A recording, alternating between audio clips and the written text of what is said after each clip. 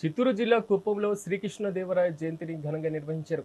ఈ సందర్భంగా పట్టణంలో బలిజ కులస్తులు భారీగా ర్యాలీ నిర్వహించారు. జిల్లా తెలుగుదేశం పార్టీ ప్రధాన కార్యదర్శి గోపీనాథ్ ఆధ్వర్యంలో ఈ ర్యాలీ చేపట్టారు.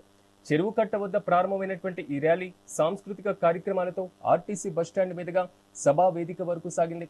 ఈ కార్యక్రమంలో ప్రభుత్వ whip MLC Kancharla Srikanth, APS RTC vice chairman Muniratnam, PKM UDA chairman doctor Suresh Babu, మాజీ market committee chairman Satyendra Sekhar పాల్గొన్నారు.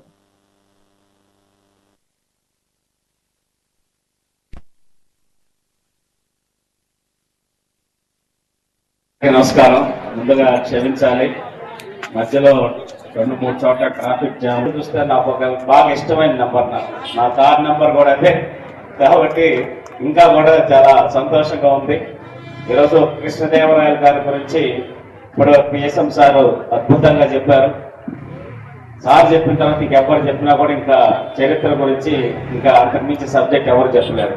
అయితే ఖచ్చితంగా రాయలసీమ రతనాల సీమ అని చెప్పనేసి మనందరికి నానుడు ఉంది. శ్రీకృష్ణదేవరాయలు గారి పరిపాలనలో రత్నాలు రాసులుగా పోసి అమ్మేవాళ్ళు అని చెప్పారు. అంటే అంత సంపదని సృష్టించి ఒక అద్భుతమైన పరిపాలన కొనసాగించినటువంటి రాజుగా ఆయన మన భారతదేశం మొత్తం ఖ్యాతి గావించారు.